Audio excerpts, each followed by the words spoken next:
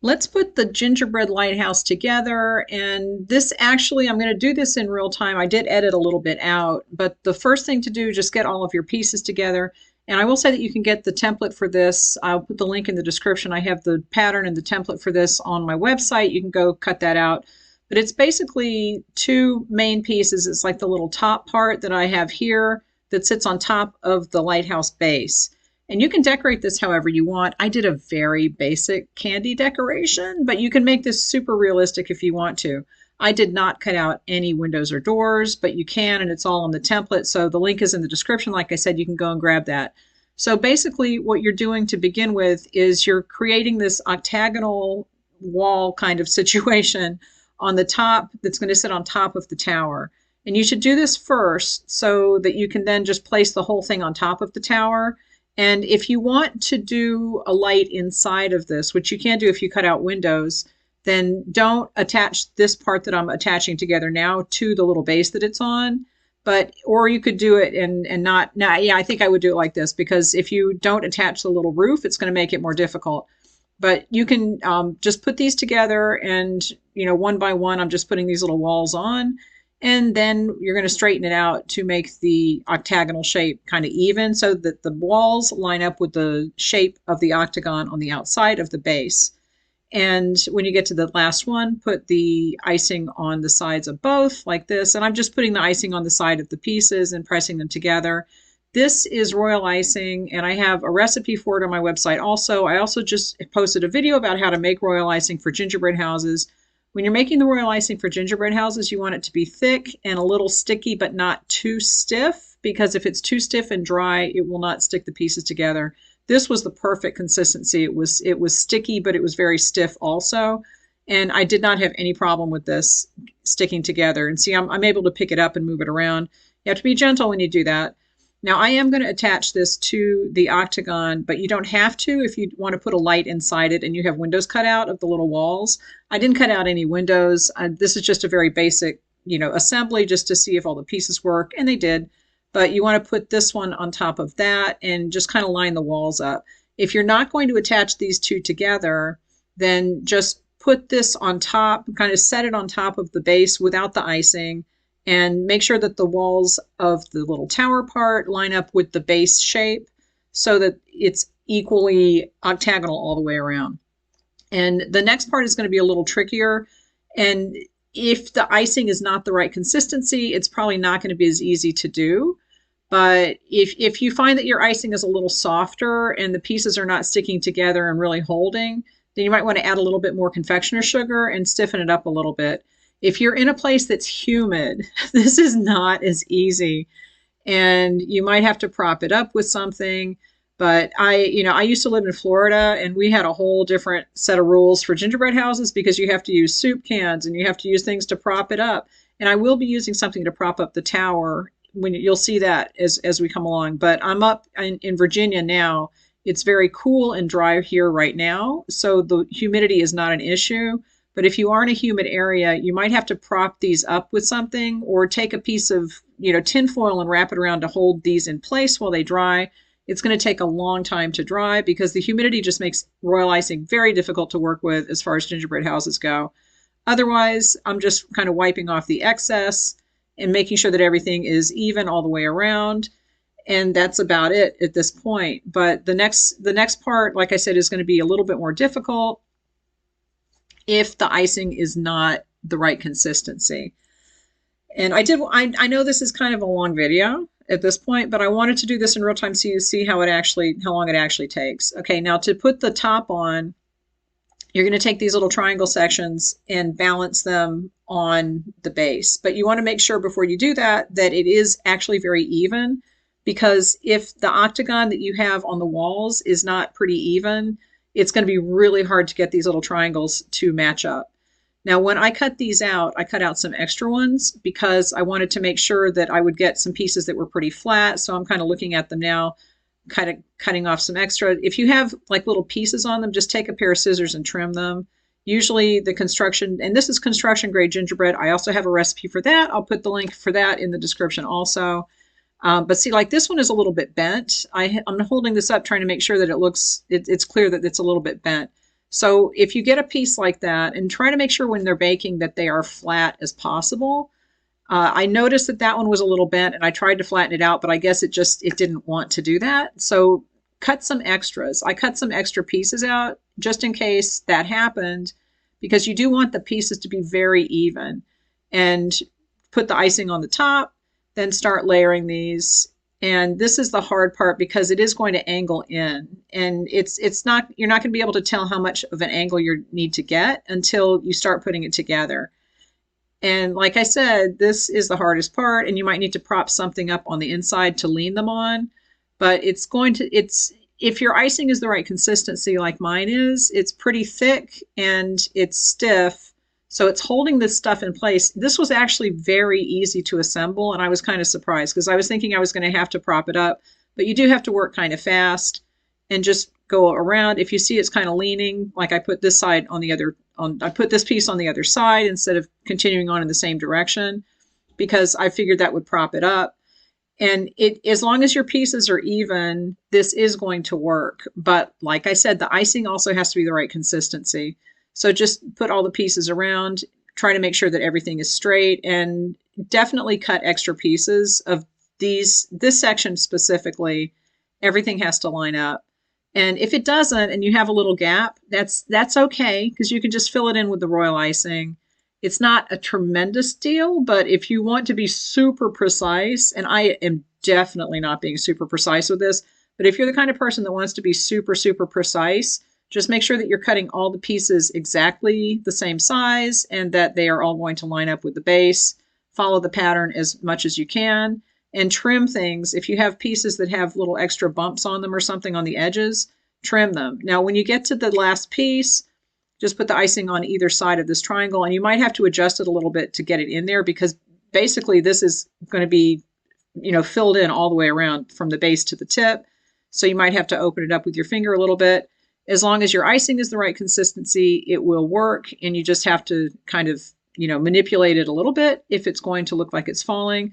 But I think this actually worked really well. And see, I'm just filling in the little gap. There might have been a little gap at the top. I don't remember. But if the pieces are about the same size and everything is cut out correctly, then you shouldn't have too much of a gap to begin with. Now, if you don't, like I said, if you don't want to attach this whole cupola part to the base, then don't do that. Just build the walls and put the roof on it. And if you've cut a hole in any of the walls, then you could put light, like a little tea light in there that works with a battery, and just lift that part off of the little base and put the light in there and then put it back on top. And that will be really cute. It will look like there's a light in the lighthouse. And that's something that you can do. I did not do that this time. I was just going for a very basic, you'll see. This is not decorated realistically. This is just fun. I'm just doing this gingerbread for fun. I wanted to make sure that the pattern worked. And that's the top. Okay, so once you get the top, smooth the icing down, fill in any gaps, and then you're just going to set that aside to dry, because it's better to have this dried before you try to put it onto the base, and it's better to have the base dried before you attach this. Like I said, my icing was so perfect this time, and that doesn't always happen, but it was the perfect consistency, and it was just holding everything together so well. I did not really worry about that, because it wasn't necessary. But if this was a really humid day and I needed to prop things up, I would have done that. Absolutely no problem. Okay, so now we're going to get the pieces to the sides. Now this is pretty important that all of the pieces are going to have not like super smooth sides because it's gingerbread, but relatively like no bumps of big things sticking out on the sides, because this has to also line up and stick together in a octagonal format. So take your scissors. If you see any pieces that are sticking out that are going to prevent things from lining up, and just trim it off. And then you're going to put one piece here. And this is probably the only part that I had trouble with because they're so tall, and there is going to be a slope toward the center because it's wider at the base than it is at the top. So they are going to kind of lean, and it's hard to do. You might want to have someone help you with this. But I had a little bottle of glue, and this is what I'm talking about when I say sometimes you have to prop things up. So just prop it up. if you have to do that, I think I propped this up until I got to the centerpiece. So I did half of it. And by the time you get 4 pieces together, it will give you enough of a base that it'll probably stand up on its own.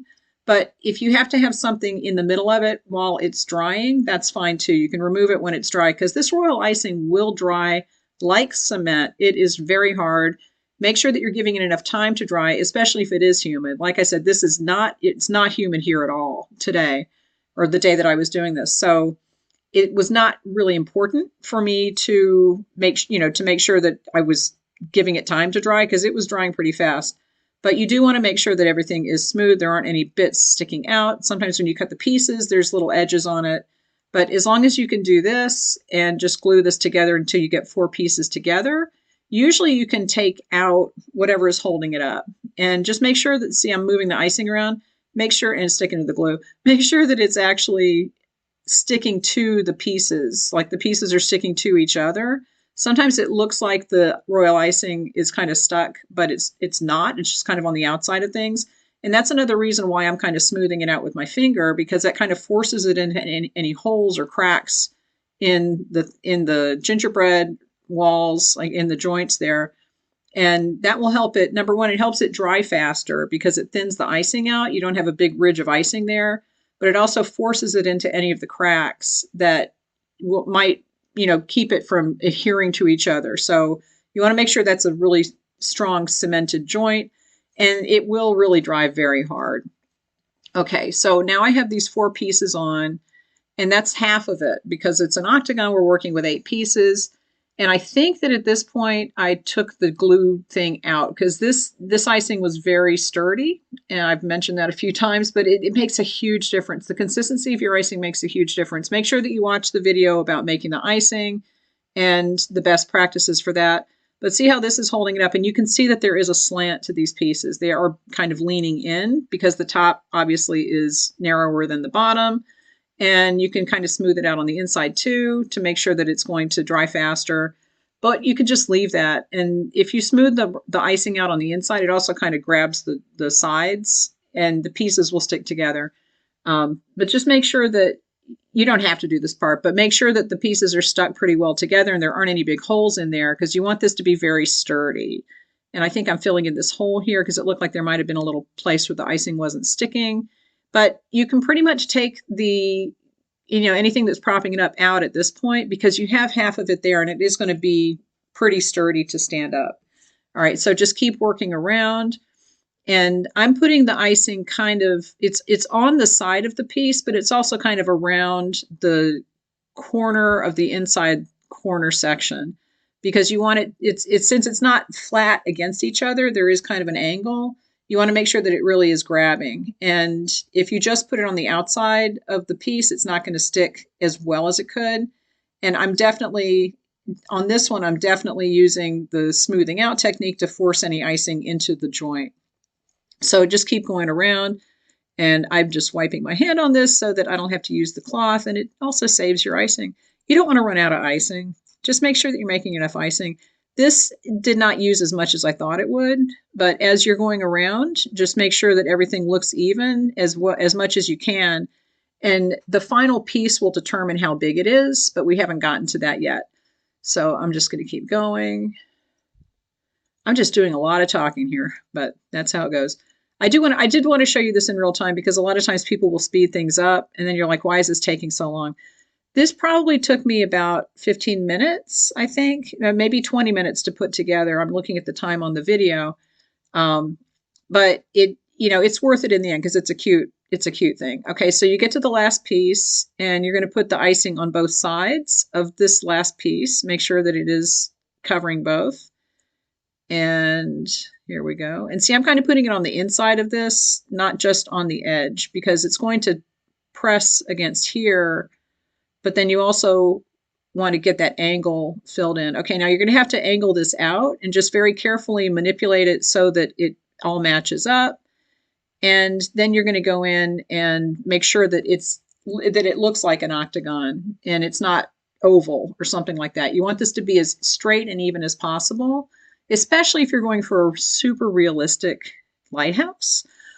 like I said, when I do gingerbread houses, I just cover them with candy. I'm not the kind of person that does like a super realistic gingerbread house because that's just never what we did. When I was a kid, we did gingerbread houses that were covered in candy. It's just a lot more fun, and it's not as stressful if you're not trying to make it look like something real. And it's a little more fun, especially if you're doing this with little kids. Just let them decorate and wait until you see, if you are watching, I have a video of the hippie camper van that my husband made. He says his art skills ended at about fourth grade. So you don't have to have things look super realistic. Just have fun with it. But you do want to make sure, see, I'm looking in there. You want to make sure that this is pretty evenly symmetrical as you can make it. Now, once you get to this point, you can let it dry. Just let it dry for a while. But because this icing was so stiff and it was working so well, I was just like, I'm just going to go ahead and put the top on because I had some other stuff that I was going to be making. And like I said, I posted a bunch of videos today with gingerbread. So look at those to see what I have. So to attach the roof, I'm just going to put the icing over here. And then I'm just going to place this right on top of it. And if you're not sure that the base is sturdy, then don't do this until it's completely dried. But this icing was so stiff and so sturdy, I just went ahead and did it. Now at this point, I should have made sure that it was symmetrical because I did have one of, like the edge over on the left was a little shorter than the edge over on the right. And I ended up having to take the top off and reposition it before the icing completely dried. And that was fine. It did work, but it's better to have it completely done, as you're putting it on. Now you're going to do the door in the front, and you could do this beforehand. If you're going to wait for the base to dry, you could do this and then put the base or put the top on. But this is the little door in the front, and lighthouses have like a little entrance, right? And in the pattern, it says that you can cut windows out of the sides, which you can. Like I said, I didn't cut any windows out. But this just has the 3 pieces here, and this is the door that goes on it. Or it's like the front. It's the front of the little door entrance. And I'm just putting this on there. And then I'm going to put the roof on. And if you want to cut a door out, I think in the pattern I have a separate piece that you can cut to make a door that you just stick to the side. So you could do it either way. I didn't even do a door on this. I think I put a little chocolate bar on it to be the door. But then this little roof goes on here. And you just press that on here. And I believe that, yeah, you should always, try to put the icing wherever you're going to. And if you're doing a gingerbread house that no one is going to eat, you can use hot glue for this. I've done that in the past. Just make sure that when you're baking the gingerbread, and like I said, I have the recipe in the links in the description. This is construction gingerbread. It has to be really dry and very stiff. And when it cools off, it shouldn't have any kind of softness to it. And this is how I decorated it. Like I said, very basic. There's a little chocolate bar for the door on the side. And then I just did stripes. I'm like, I don't have time for this. So if I wanted to get really specific, I could, but it's a cute project either way.